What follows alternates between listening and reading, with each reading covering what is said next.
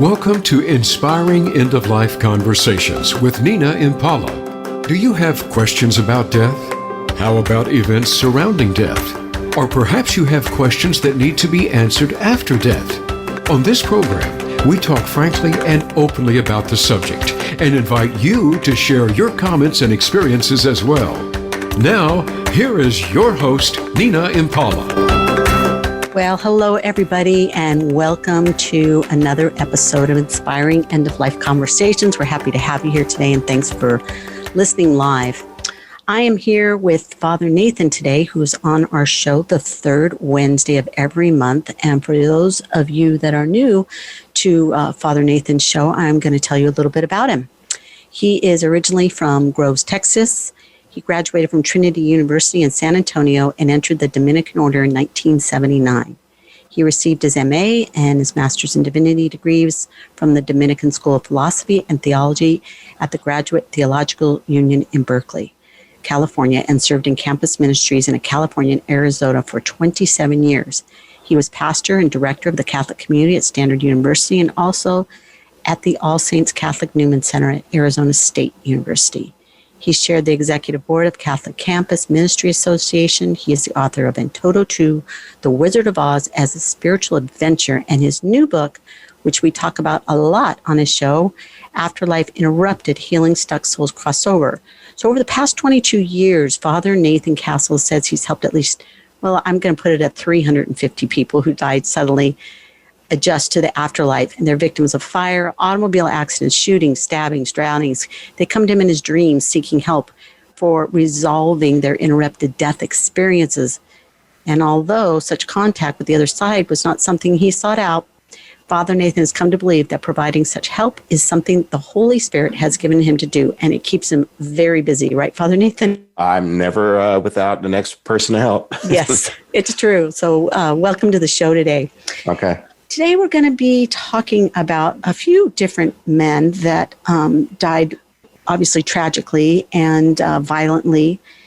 And one of the things that you and I have been talking about and that you have observed through your dreams and through helping people, that a person's state of mind, what's in their imagination at the time of their death, determines how the process unfolds. So I want you to tell us a little bit about that today, what that means to you, and then we're going to talk about Sheriff and that experience that came through. Okay. Well, I think imagination, what's in our imagination primarily shapes how we move through a day all the time. You know? True. So it's not just about end-of-life issues and how people move in their afterlife, but the little population that I deal with in this ministry is traumatized folks. And so it's understandable that they would have something in their imagination that got there right at the time of their violent death that stays with them. So what I got from it, and that's exactly right, and the way I was kind of thinking about it in my own life, is if I was really angry about something, or even talking about these gentlemen today, like if I had a family member that got shot and I couldn't save him, and some kid shot me with this gun that we're going to talk about that is like a plastic gun, and I died, I would be mad. And so what it's saying is that if you die angry, you're going to go into the afterlife probably angry too, because it's something that needs to be processed, as the Guardians put it. They've got to process it. It's a grieving thing that they need to go through. Well, I'm working on a next book, and, you know, I only speak of stories that I've been given permission to speak about. Correct. So the men that we'll talk about today have already said, go ahead, you can use my story. Okay, great. Now, I don't know if we're going to talk about Virgil today. He was murdered, but so was the sheriff. They were both murdered. Mm-hmm. And the sheriff died just red hot angry about it because the person who killed him also killed his sister moments before. Right. The other guy Virgil was killed by a guy high on drugs that was just looking for money to buy more drugs.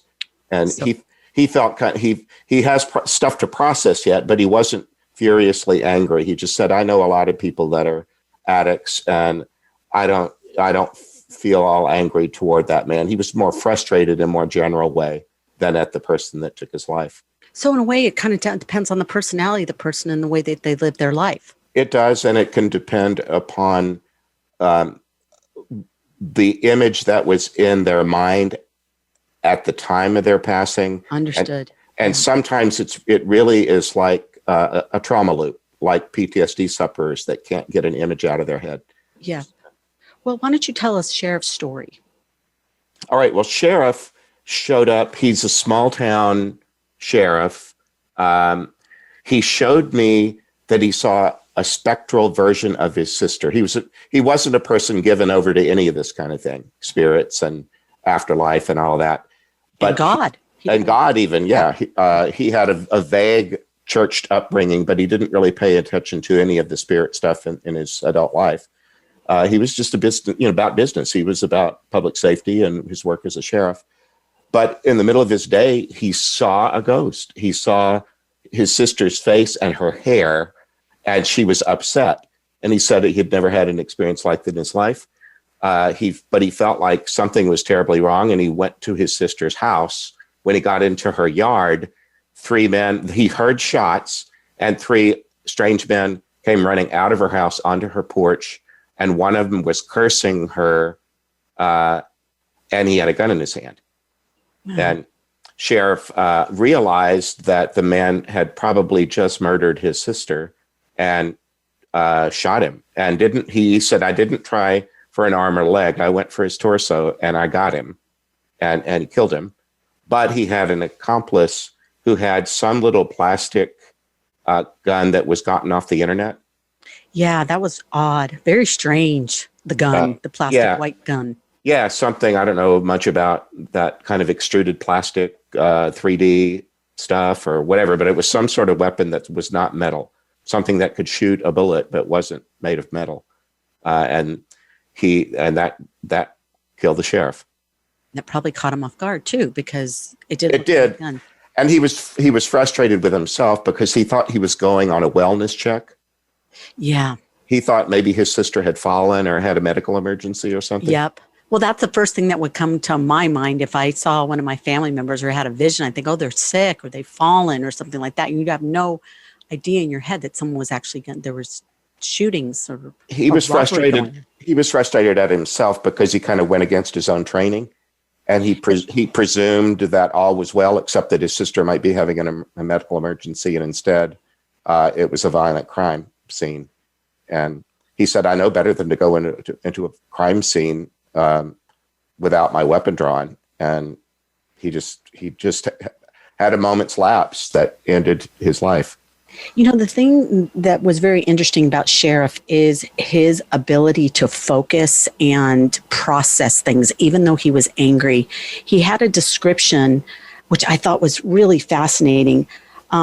Sometimes and I'm going to just quote what you had in your conversation with him. Sometimes people die doing police work.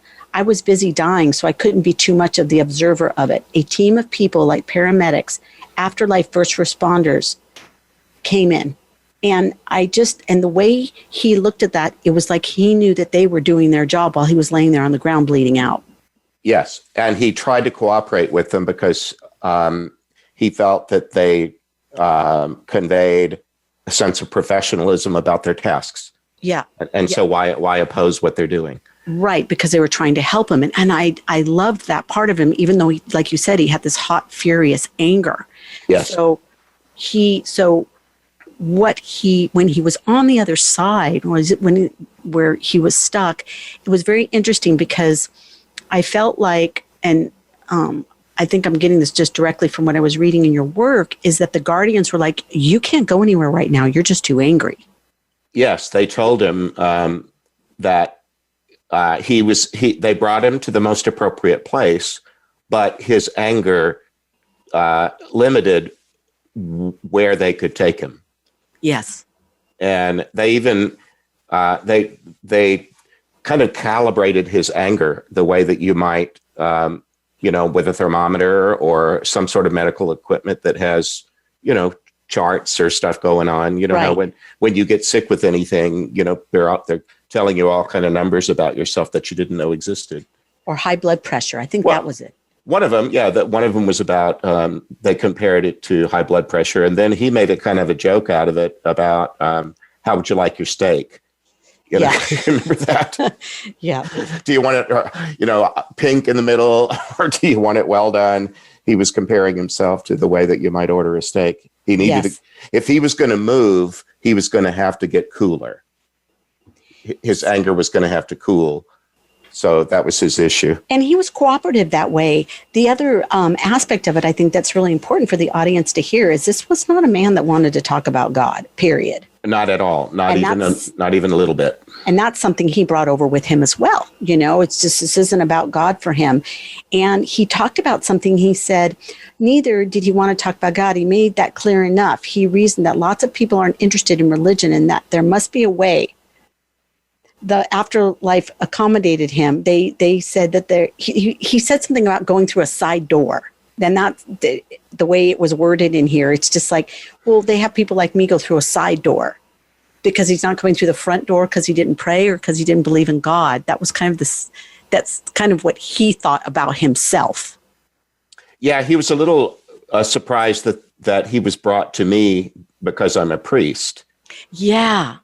And I think that the guardians on the other side make that very clear, that just because you're a priest doesn't mean that there's going to be judgment if he didn't believe in God. You're just helping. Yeah, they said something about, well, yes, he's a priest, but he has a reputation of letting people be however they need to be. Yeah, I loved that about him. So he really tried. Even though his anger was so bad, it was almost like he reminded me of a little kid. You know, he was really trying hard to keep it under control. But there were certain things, I get the sense that if he talked about them, it would start to elevate it again. Yes, he is still quite angry at the person who killed his sister and at the person who there were three men altogether, and one of them killed his sister and one of them killed him. And he's still quite angry at both of them, but he's at least ratcheted his anger down to the point where he was able to move from one level to the next, which was what my prayer partner and I helped do. Yeah. And it's really beautiful. And he's very open about his anger. And he said in one point that, because, you know, Father Nathan, is it with a lot of the people, sometimes they're not able to talk to the people that were involved in the accident when they're with you. That's usually something that seems like it's left for something else. I'm sorry, I'm not clear on what you just said. Would you repeat it? So a lot of times, like with him, you know, if anybody, I noticed this in a couple of the people that we've talked about, that if we bring up the other people that were involved in the accident, it's almost like it's not time yet to talk to them, or it's too soon. And for him, he talked about that it would inflame him, and that very anger is something that he's trying to temper down, right? Yes, so that's right. If we start talking about the other people that killed him, you know, is there healing or forgiveness that happens? It seems like that even takes more time from your work that when I'm reading. Does that make sense? Yes. And I think this whole thing is a healthcare continuum. Yeah, sounds. And no one counselor is the whole picture in somebody's healing. Yeah.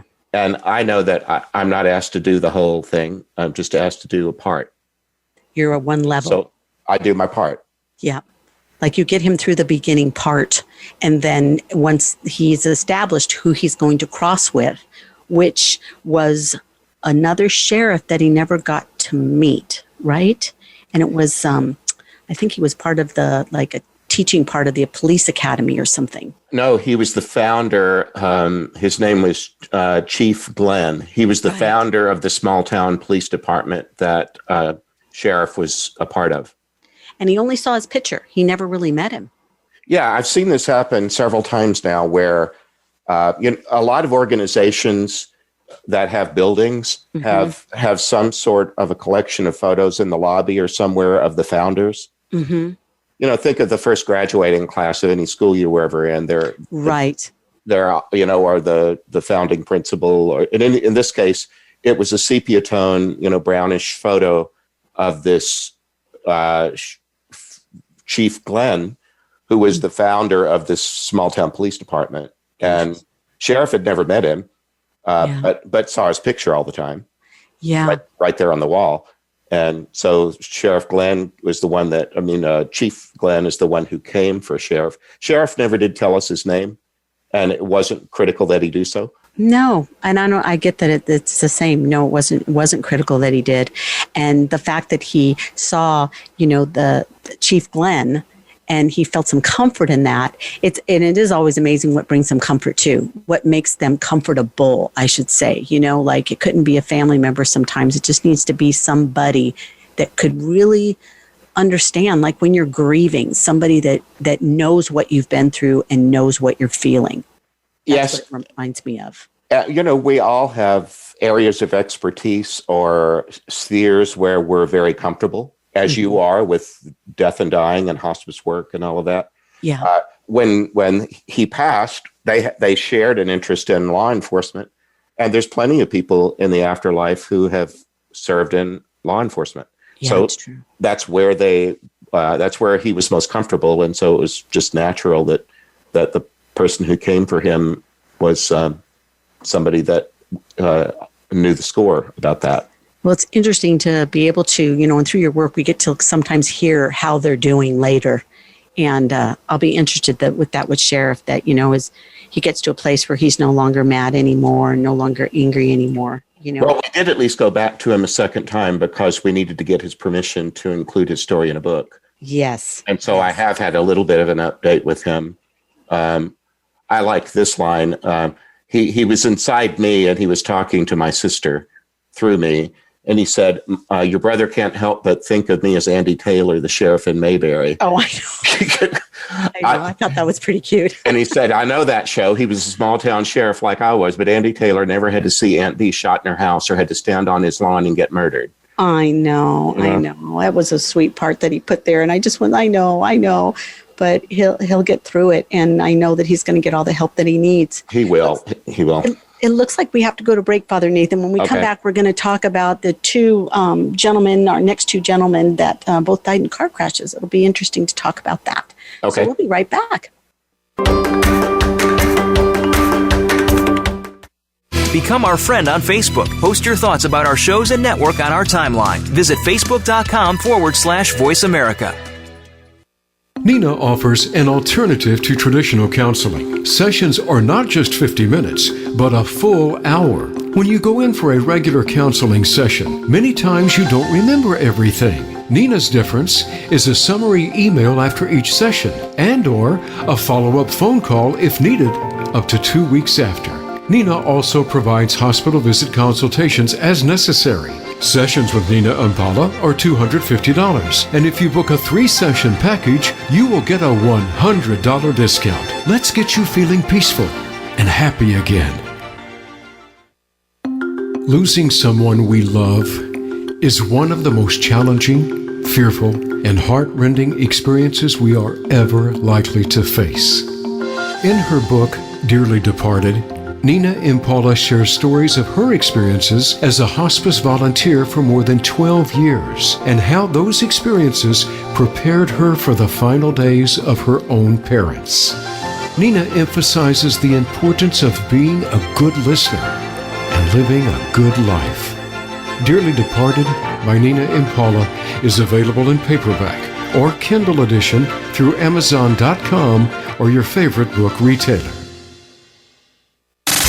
Have you friended us on Facebook yet? Why not? Just go to facebook.com/Voice America or search for the keywords Voice America. Once you are part of our Facebook network, you'll receive daily messages about what's happening with our shows, this week's featured guests, and new happenings at the Voice America Talk Radio Network. And you can add your voice to the always active discussions on our timeline. Just go to facebook.com/Voice America or search for Voice America.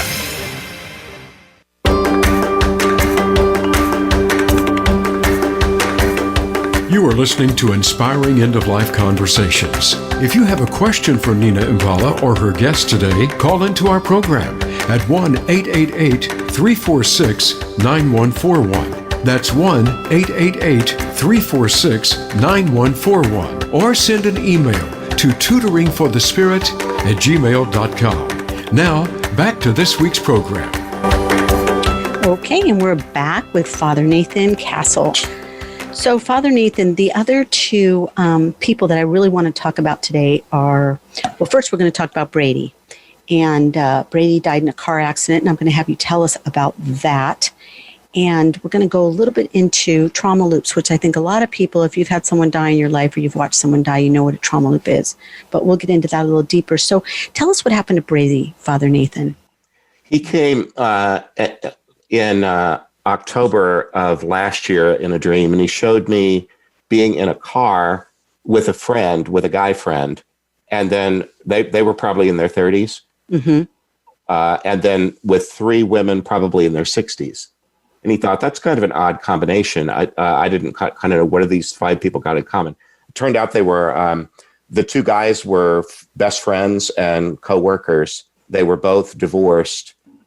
Brady didn't have any kids, but his friend did. And one of the women was a fellow co-worker that was also going to this baseball game with a couple of her girlfriends. Okay. So they were all just carpooling to a baseball game. Okay. And what do you think, what was Brady's biggest issue? We had trauma looping, and orientation towards time is what you felt about him. Yeah, he his friend was driving unsafely, and Brady had just buckled his seatbelt because he didn't feel safe because of the way the guy was driving. And just moments after that, there was a multi-car collision, and the car that he was in began to leave the road to the right-hand side, and Brady was in the rear passenger seat. So he was, whatever they were going to hit, it was going to hit right where he was sitting. Wow. So he was conscious that, oh crap, there's no engine between me, there's no bumper. Whatever we hit is going to come right through the side here. And so kill him. It did, but he had a fright just before the impact that this could happen. Yeah. And unfortunately for him, in his afterlife, he kept replaying that scene. Yeah. And he needed to be coaxed out of it, and he was, but it took some time. Yeah, he talks a lot. Well, his guardian comes through first. His guardian, Felix, seems to come through first. Yes. When you were working with him. And why does that happen sometimes, that the guardian comes through, you think? Before?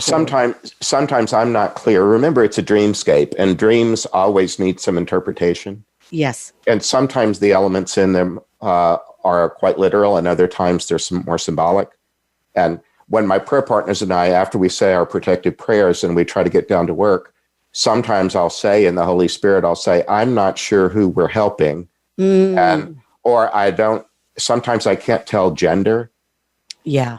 And I ask, may I please have a little more clarity about who it is we're going to help today? Mm-hmm. Sometimes there's a whole field of people. Yeah. And we're only going to help one of them, or only going to talk to one of them. So sometimes I'll ask for their guardian to come forward and supply some information that helps us do our jobs. Gotcha. Well, with Brady, what was really interesting with Brady is he was just a really happy man. He was. He liked to be positive. He liked to have fun. He liked to be with friends. And one of the main themes I think that the guardians were helping him with is that he was always in the future. He was always planning ahead. Yeah, he was a youngish guy. He didn't say exactly how old he was, but I had, early 30s. It was kind of the way he felt. He had an unfortunate short marriage that ended in divorce with no kids. Yeah. So there was some, heartbreak around that, but he had gone on about organizing his life. He owned a home, and he had a dog, and he had a job. And but he didn't like coming home to an empty house every night. Yes. So he took it upon himself to be what he called the cruise director. Yep, I got that. He organized other people's activities so that he would have things on his calendar. Yes. Now, speaking to the audience, this is something that I think is important to note, is that A lot of times, and I'm guilty of this myself, and Father Nathan and I were talking about this, is making plans if, people that are maybe living alone or people that are lonely, you kind of want to keep busy sometimes. And you're constantly in the future and keeping your calendar really, really full. And although that's good, it also, though, takes away from you living in the present. And I really felt that, like, with Brady, it's kind of a big lesson, Father Nathan. I think with Brady, what they've been working on so much with him over there, from everything that I was reading, is keeping him present and keeping him in the time that he's in the afterlife, as opposed to, and then putting this with the trauma loop, going over and over again about the past. Yes, he had told us that he really didn't want to go anywhere near a history book. Yeah. He didn't like history. He didn't like the past. And he said, I only use the present to tee up the future. Yeah. Wow. That's a big deal. Yeah. He said most of the time in the present, he was thinking about what he's going to do next. Yeah. And I appreciate that, because I have some of that too. Yeah. And I'm going on 65. I've had a chance. I've lived long enough to move through some seasons in my life where I tried to make some changes. And one of them earlier was getting still, being still in the present moment. And yep. And I think it's kind of a challenge for all of us, to do that. And the way he was talking about it, and what the guardians are showing him and teaching him, oh no, we're not going to go there. Let's just stay right here and be here. Yeah. One of the things that he said was, I got so used to planning the future that when my life ended on the side of a highway, all of my future plans ended at the same time. And it just seemed so futile. Yeah. He denied a future I had already planned. Now every plan I ever made is just smashed against a tree, and that's all there is to it. Yes. And now in the afterlife, they're asking me to make plans. Yeah. And who the hell wants to make plans when you just went through having them all kind of blow up in your face? Yeah. What else did he say? Anything I ever invested in could just be ripped away and left in pieces on the side of the road. He said, I needed grieving for that. And so I felt like that was part of that grief, was having to grieve all of his plans that never came to fruition. Yes. Which happens to all of us. It happens to the best of us. And then they had to say to him, well, okay, you can keep thinking that, but don't you see that you're unhappy? Yeah. Do you want to stay unhappy for all eternity? Yeah, right. Nobody's making you do this. You're the one that's making yourself unhappy. You could change, and we'll help you. So another interesting thing that he did say was planning was connected to joy. Yes. So being able to find your joy without having a plan, that's an interesting thing to really think about. You could go pretty deep with that. What does it mean to be happy? And even though you don't have a plan, you have to be here now and in the present moment. Yes. And they put it to him, he had an underdeveloped sense of the importance of the past. And they pretty much told him, we don't care about it that much either. We're more interested in the present. So we sort of share a common disinterest in the past, except you're in a trauma loop and you keep returning to the past. You told us you don't even like it. And it's just about all you do now is think about your accident. Yeah. So they had to try to challenge him and say, this will end when you choose for it to end. The trauma loop. Yeah. So was he the one that one of them said the one thing that the one guardian said to him, how about let's try something different? Yes. And that's just a simple statement. How about let's try something different than being in a trauma loop? Yes. You can go back to it because you already know so well how to do it. There's no question that if we take a break from it, you feel like you want to go back to it. Well, that'll be easy. Yeah. I've seen that with other trauma loops are pretty common in the work that I do and my prayer partners do. Yep. And I see it a lot in grief too. I mean, I see it with the living as well. Exactly. And so have I. And one of the things that as a counselor that I've done with people with the living here is say, well, okay, but let's turn your imagination to something else temporarily. Mm-hmm. And let's get you excited about something. And you can, if you need to feel the need to go back to that trauma loop, well, it's always there. Yeah. But let's get you, let's see if we can't get you interested. And then after a while, It's pretty much grief work, don't you think? Absolutely, yeah. Because I do have a family right now that I'm thinking about right now that I know it's new for them, and it starts to kind of go away with time. I had a trauma loop with my own mom, a scene that I saw her walking down the hallway. It was really difficult because she was struggling. It took me a really long time to kind of wipe that out of my memory and go, Nina, that's not her anymore. She's not like that anymore. She's in her afterlife and she's a happy woman, Yeah, and sometimes it's not wiping out. Sometimes it's just kind of almost like recording over it. Oh, that's a good way to put it. You just create, and sometimes life does this. When people say time heals all wounds, well, maybe not all wounds, but one of the things that happens in time is new experiences occur, and many of them are pleasant. Yeah. And you begin to have recent memories of pleasant things, maybe new relationships, new seasons in your life, and that trauma is still back there, but it doesn't necessarily have the power that it once did. And knowing that you're going to meet new people. Death does that. It brings new people into our life. Some people leave because they're not comfortable with what happened to you. But then there's new people that, I believe God brings in to help you through it. And in the afterlife, it's so interesting. I'm going to read you this little part. It was when he was talking to Margaret, and he says, "Thank you, Margaret, for this very unusual work that you do." And here it is. "I've gotten used to the unusual, as perhaps you will after you die, and find that you're not dead, and that you now are the same, but very different, and with people who are familiar, but very different, and also very strange." Yes. Yeah. I just love that description. I just love it because they're familiar. They're familiar people, but they're all very different and very strange because they're all living in the afterlife and not on earth anymore. So it's like the way he describes that, it's like, I have to get used to all of these new people and all of these new experiences.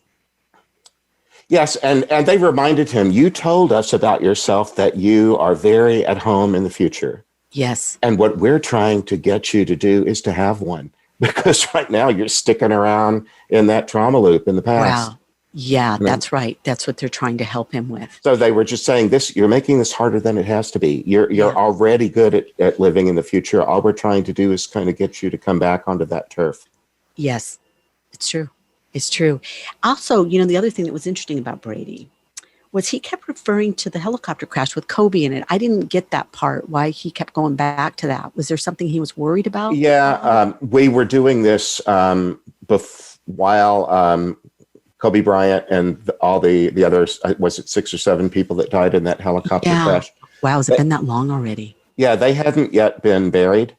And I don't know if you remember, but there was a big outpouring that lasted for more than a week in the media. That's right. And of course, you live in Southern California, where it might have been even more than that. Yep. But he was saying, if you can imagine the Earth having like a vibrational field around it. Yeah. However this works, the physics of it, what's it like for somebody to move in an afterlife realm into my dream and into my awareness and use my voice? He had to move through that somehow. And he said he had to kind of walk around it. Oh, like the grief that coming up from the earth around this event. Oh my God, I didn't know that. Okay, so that's what he was getting to. That it had a kind of physics about it, that right now the earth is upset because of the death of the basketball player and the young lives. Wow, that's fascinating, Father Nathan. Well, it had in part to do because there were several children killed, and several young parents who were doing exactly the right thing, accompanying their kids through competitive sports and trying to help them aim high. And it was a whole bunch of people with bright futures where it all, crashed all at once. Yeah. And a lot of people, I think, a lot of people had Kobe Bryant's poster over their bed as kids or something like that. And anyway, once in a while, there's a death that affects people. And that he was just saying, coming to you today, I have to move around this because it's kind of in the way. Big. Yeah. They could feel it. And Yes. I bet it too, because I think, prayers are energy too. Yes. So there was a lot of activity in the afterlife that day. It's really interesting and how that would show up for him. So that was really interesting. Mhm. So moving along, he had another gentleman seem to come through. There was a couple different things that he talked about. Well, first of all, it was moving forward, and there was something about motion. Yeah. To move towards the next thing. And that seemed kind of foreign to him. And seemed like it was something he was really trying to wrap his brain around. That he was moving to the next thing. It was time to get moving is what I got from that. Yes. He and remember, he died in motion. He was in a moving vehicle, and and he died when it was in a collision and came to a stop. And we were sitting here in my casita on the University of Arizona campus, and there's a streetcar that goes right out my window. Oh, okay. And the streetcar went by, and he noticed that. Interesting. And then I think it went by a second time. They come and go, pretty frequently. So he equated that with having to move forward. Well, he just looked out the window and said, "I can see that there's a streetcar out." He was looking through my eyes, but he was looking out my window and said, "Oh, I see a streetcar over there." And I'm something about, I know that I'm here to get moving. Well, he said with that, I'm getting impatient about moving because in the afterlife, because moving is why I'm here. Going to the next place and the next thing is the primary reason that you and I are together. Yes. So he was wrapping his brain around that he had to move forward. Yes, it was time to get moving. Okay, good. So enters Paul. Yes. If any of your listeners have read my Afterlife Interrupted book, Paul was in that story. He was an 18-year-old in probably about 1953 or 4, somewhere along in there. He and his friends had just graduated high school. They were on a double date. He had borrowed his grandmother's car. Yeah. And he accidentally drove them all off the end of a pier into a lake. We're going to come back to this. We have to stop for another break, and we're going to come back to and finish about Paul and Brady. We'll be right back. Become our friend on Facebook. Post your thoughts about our shows and network on our timeline. Visit facebook.com/Voice America. Nina offers an alternative to traditional counseling. Sessions are not just 50 minutes, but a full hour. When you go in for a regular counseling session, many times you don't remember everything. Nina's difference is a summary email after each session and/or a follow-up phone call if needed up to 2 weeks after. Nina also provides hospital visit consultations as necessary. Sessions with Nina Impala are $250, and if you book a 3-session package, you will get a $100 discount. Let's get you feeling peaceful and happy again. Losing someone we love is one of the most challenging, fearful, and heart-rending experiences we are ever likely to face. In her book, Dearly Departed, Nina Impala shares stories of her experiences as a hospice volunteer for more than 12 years and how those experiences prepared her for the final days of her own parents. Nina emphasizes the importance of being a good listener and living a good life. Dearly Departed by Nina Impala is available in paperback or Kindle edition through Amazon.com or your favorite book retailer. Have you friended us on Facebook yet? Why not? Just go to facebook.com/Voice America or search for the keywords Voice America. Once you are part of our Facebook network, you'll receive daily messages about what's happening with our shows, this week's featured guests, and new happenings at the Voice America Talk Radio Network. And you can add your voice to the always active discussions on our timeline. Just go to facebook.com/Voice America or search for Voice America.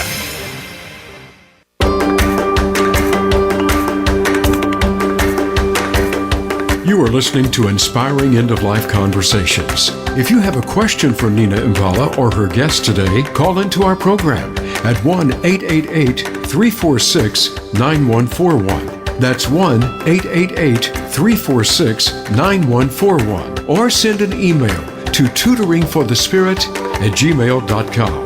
Now, back to this week's program. Okay, we're back with Father Nathan. So, Father Nathan, we were talking about Paul, who's coming in to help Brady, and you were just beginning to tell us a little bit about Paul. Paul died in a car crash as well as Brady, so the afterlife put them together. Yeah, Paul was the driver in the accident that killed him and his companions. But the thing about Paul was he was graduating high school with no plan of what he was going to do next. He was just going to get a summer job. That's all. Completely different than Brady. Absolutely. Brady was all about the future all the time, and Paul was all about the present all the time. So they were well paired. They were. They both shared trauma loops. They did. Paul's trauma loop was explained in Afterlife Interrupted. His wasn't so much the experience of driving off the end of the pier. Yes. The thing that he was stuck about is how could his life have been so senseless? Oh, right. It needed to have meaning. And how could his entire life end in such a meaningless way? And he needed it to, he insisted that it have meaning.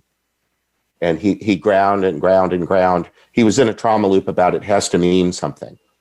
And it turned out that my prayer partner, John, got him to think about, he called himself -4 man, like the woman with the scarlet letter, you know? Yep. He wore, instead of a red A, it was a -4 on his chest that he had subtracted 4 lives from the earth. And my partner said, but you haven't seen the other 3. It sounds like they all crossed. I think you're -1 man. Aww. And he said, what if we used algebra to get you over to the other side? If the equal sign in the middle, you know, in algebra, you have something equals something else, and then you have to solve for X or Y. Yes. That's the way that happened. And his high school principal came with a football jersey with a 1 on it and said, Pierre, put this on. You'll become +1. You know, -1 +1. You know, that's good. That was good for him. It's interesting to listen to how they're coming along, as I said earlier in the show. And Paul really liked the idea of being able to help people, because I think it just helps heal them. Yes. And Brady said, this guy that's coming for me, you already know him. And he kind of needs to get back on the horse. He had died behind the wheel. Mm-hmm. And he needs to trust that it's safe for him to drive again. And drive somebody around. Yes, that the fact that he made one mistake doesn't have to mean that he can never again for all eternity be a part of helping somebody move. That's so cool. Yeah. There's a paragraph here. I'm going to read it only because I think whether you're on this side or you're on that side, this is a really important piece that I think that all of us could use if we're looping or worried about something. And he said, they have said to me many times when I was still contemplating, what do you think it would be like if you were easier on yourself? What do you imagine it would be like if you weren't so hard on yourself about what happened? It was never a should or shouldn't, but they invited me to imagine, what if I was the only one thinking that I was at fault or responsible or could be guilty? What if I imagined that no one else was thinking that way? Would that help me because I'm able to move away from that kind of thing?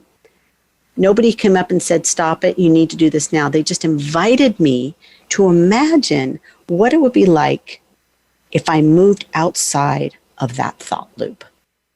Yes. That's just such a gentle way when someone is beating themselves up over something to just say, be curious. What would it be like if you decided to do this? What would it be like if you took the fact that not everybody's thinking the same way you are? So that's, and having to solve the problem, that actually gave him a way to kind of solve his problem, would you say? Yes. Yeah. I would too. And it seemed like it really helped him. It's so interesting how they pair each other up. I mean, who's in charge of that? Yeah. And then got to wonder about that, you know? My career has been in campus ministry, and campus ministry is largely a peer-led ministry. If you're good at it, you're not doing all the work. You're training college students to do the work. Yeah. And then, you get the sophomores to turn around and help the freshmen. Yeah, that's a good way to put it. And this runs through the work that I do. I see that as soon as somebody has mastered some little skill, they're told, would you help the next person do that? Yeah. I mean, in life, I think we should all kind of be that way, you know? And I mean, obviously you and I do it in who we are and how we walk in the world. But I think that, you know, it's important to remember that other people have had pretty traumatic things happen. Yes. And when we can find those people and click with them, it's like, you know, it's like I facilitated a suicide group in a hospital for a couple summers ago. I was interning and I went and I just sat there and listened. It was probably a group of anywhere from 10 to 15 people. And it was pretty remarkable because what these people did is they all became very close because they all had this one thing in common of someone that had committed suicide. Mm-hmm. They had dinners together, they would go out together, and they became their own little community. Yes. You know, and I think when people can keep that in mind when there's tragedy, and you and I have talked about this, where you know that new things are coming. And what was the script that you're talking about? Different genders, ages, economic statuses? Yes. Yes. But suicide affects just, you know, it cuts across all those divisions. Yep. And it's almost like that didn't even matter. You know, Father Nathan, it was like there was a couple of moms there. There was a couple of spouses. Yes. There were a couple of just people who lost their partners. Mm-hmm. And it was just very humbling for me to sit there and just watch what would take place when I actually had stepped out and became quiet for them so they could just speak, and I listened. That's kind of how we ran the group. We didn't offer a lot of fixing. We just gave them a safe place to gather with people that had had a very similar traumatic experience. Mm-hmm. And it made all the difference in the world for those people. And I really think that, you know, the work that you're doing on the other side is very much like that, because it's almost like, you know, and I was thinking about this today with Paul, you know, it's like this group of people that you work with, I feel like they almost all kind of know each other in the afterlife. Oh yeah, I was helped by the priest. Yep, I was helped by the priest too. And then they kind of get together and do things that way. And I talk to them in prayer and I group them. Yes. You know, I call them my book people. And right now, because I have a new book coming out, I call one of them the sophomore class and the other the freshman class. The ones that are going to be in the new book are the freshmen, and the ones who were in the previous book are the sophomores. And they know that. And that's a really good way to do it. Yeah. And so some of them, well, I'm campus minister. I'm used to, you know, I live yes, on a university. I know. You are kind of good at that. Yeah. So anyway, yeah, they don't automatically know each other, but when you call them together at the same time, it's proximity. Mm-hmm. You know, they're not exactly in a room, but they're in something like it. They can see each other, and they know that they have me in common. So let's talk a little bit about your next book, because you're getting very close to completing it. Can we know the title? When I know it, I'll let you know. Okay. You're still waiting for that to come through, are you? This is my third book, and I learned from other authors not to title your book until it's finished. Oh, wow. Okay. And that your book will tell you its name. Is it going to kind of take the same format as Afterlife Interrupted? Yeah, I want it to have some sense of brand. So I'll have the word Afterlife in it and probably some of the graphics from the cover of the previous book. Mm-hmm. And maybe it'll be, you know, like a movie sequel. Oh, you know, yeah. Once you have the brand sort of established, you want to kind of build on it. And go ahead. The stories are so similar. Except I won't use the word stuck this time. My subtitle was Helping Stuck Souls Crossover. Yes. But I know now that they're not all stuck. They're all in the appropriate place, but it isn't necessarily because of stuckness. Sometimes it's just they needed to rest. That's a really good way to put it. Mm-hmm. And that's something that you've learned. Yes. Yeah. Originally, I thought they were all stuck. Like they had, you know, got in a snowdrift or, you know, in the mud or something. And that's not exactly the case. Sometimes they just are moving at a slower pace because that's what's most appropriate given their circumstance. Yeah. And, when I can think of just a few of them off the top of my head, like the sheriff, he needs to rest. He just needs to chill out. He needs to be able to kind of relax. I don't feel like he's stuck. He's just needing help with his anger.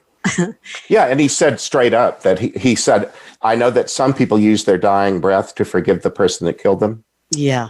He said, not me. I don't want to forgive that guy yet. No. Maybe I will later, but not right now. And isn't it so interesting that he's not judged for that? No, he's not. People just said, well, of course you're angry. You were murdered. Yeah. So, and I think in one of them, someone said, well, none of us have been in exactly the circumstance that you were, but you're here and we're here and we can help each other. Yeah. Yeah, it's really beautiful the way all that takes place. There was a couple of other ones, where just the whole 3 words, rest in peace, have taken a whole nother meaning for me. Yes. And even in, just in my Catholic faith in the Mass, where we tell somebody to rest in peace or may their souls be at rest. I get it now. Now that it's like really clear to me what that means now. It's if someone wasn't ready to die or it was time for them to go or they left children behind or something like that. We don't always think of rest or sleep being purposeful. Yeah. But it really is. I know. There's a reason that we go to sleep because our bodies need to be refreshed. Yes. I know. And so it's not just bland or blank, indifferent. They're resting because their system needs to recharge. I've got an interesting question for you, Father Nathan, and I can't remember if I've asked you this before. Is everybody that you've worked with from the United States? Oh, no. No, in fact, I've been dealing with some people from the Middle East. In the new book, there's going to be a man. Maybe we talk about him on the next show. Okay. He died in one of those attacks on a mosque. Okay. In Iraq. He died praying. And he said, my prayers angered them because I was the wrong kind of Muslim. Wow. Okay. Yeah. Because I was curious about that, just because in the United States, we do not know how to rest. My cousins in Italy tell me that all the time, that you Americans don't rest. You just keep going all the time, which is, I don't know, maybe that's true for us. But the importance of rest and what happens to people when they die and they just need to rest, it's just, you just got to rest however you died. Just been very interesting. It's just all so interesting to me. And just kind of summing up the show today, I think the importance of our trauma loops in our life, no matter what people are experiencing on this side or the other side, is just real important to, it'll come up, but just don't linger there. And I think that's just a really important thing, and know that it'll get better, just like it does in the afterlife. It will get better and it won't be as intense. And I wanted to see if there's anything that you wanted to leave us with today, Father Nathan, before we go. We've got about a minute. Oh, just the little commercial thing at the end. My website is. Yes. I've been on enough interviews to know that's the way you're supposed to do it. Yes. Nathan-castle.com. That's correct.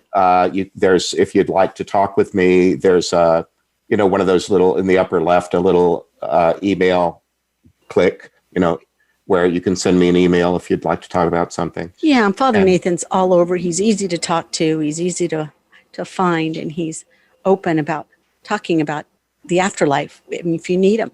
And I'm sheltering in place, and so I'm not running all over the country. I'm not as busy as I used to be because I can't. No. I'm trying to write a book and get that. Yes. So it's not that I have nothing to do. Well, but by the next show, we'll know more about the book and perhaps a title, Father Nathan. Yeah, I think so. A month from now, it'll have a title. Okay. Well, thanks so much for being on today. I totally appreciate it. And we will see you next month. Okay. God bless you. God bless you too. Bye-bye. Bye. Another show wraps up on Inspiring End-of-Life Conversations. Thank you so much for joining us today. And I'm just going to end the show today with just reminding you to be gentle with yourself, no matter what you're going through, where you're at right now, and be present in your own life and know that things always get better. They just do. Take care. God bless you. Bye-bye.